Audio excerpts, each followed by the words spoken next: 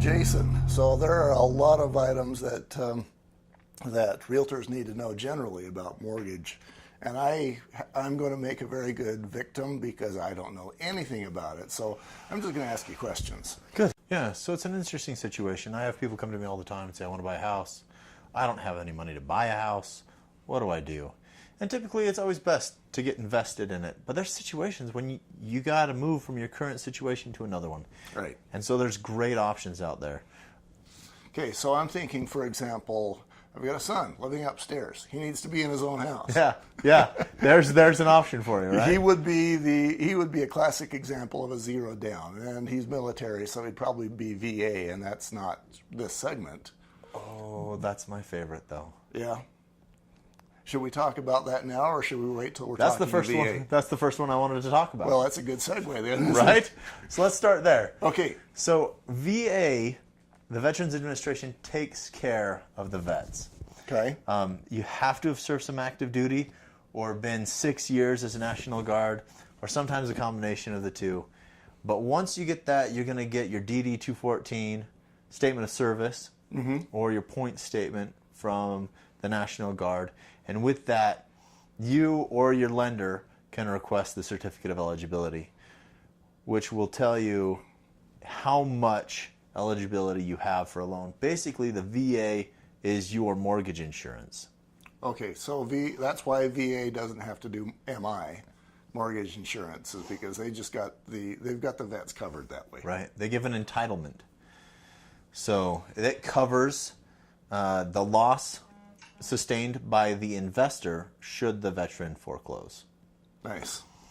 Okay. So we get your certificate of eligibility. The VA backs the loan.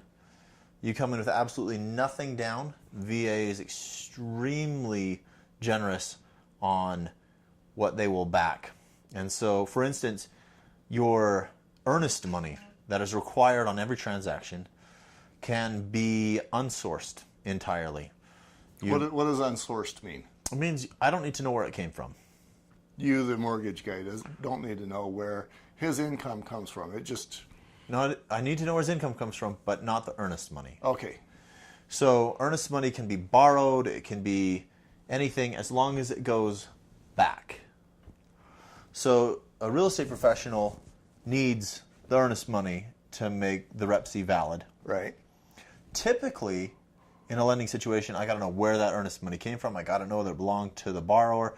I got to know where it's been for the past 60 days. Veteran, not so. Now, everything is different with different investors and lenders, but according to VA, as long as that money goes back to wherever it came from, don't care where it came from. So the seller's satisfied that they have earnest money in their pocket should the deal go wrong. The investor satisfied as long as the earnest money isn't used towards the loan. So it's truly zero down. So, and I'm going to say, generally speaking, if you've got somebody coming into you and he wants a loan and he is a veteran, that's going to be first choice almost every time. Almost every single time. Okay. Is there any condition where it might not be the case? If that veteran has their entitlement tied up another way, then it can be problematic. So can the veteran only use this once in his lifetime? No, they can use it again and again and again. Now, the first time they use it, the funding fee is 2.15% for an Army person. The funding fee is different for different areas of service, so the National Guard can have a different funding fee, and subsequent use is typically higher. Okay. So first time, typically 2.15, subsequent use 3.3, and things like that. Now, the funding fee will be decreased if they decide to put money down. Okay. But there's a funding fee there. So VA is, if they've got that option, having been a veteran, that's a very good option for somebody who wants to do 100% down. Or I imagine the rules are very similar if they've got 3 or 5% down, or maybe they've just got a few thousand they want to throw at the loan. It doesn't really change the rules, does it? No. Okay. What about non-VA 100% financing? Is that possible? Yeah, it is. My favorite option for non-veterans is actually a USDA or rural loan. Now, that is excludes urban areas, cities.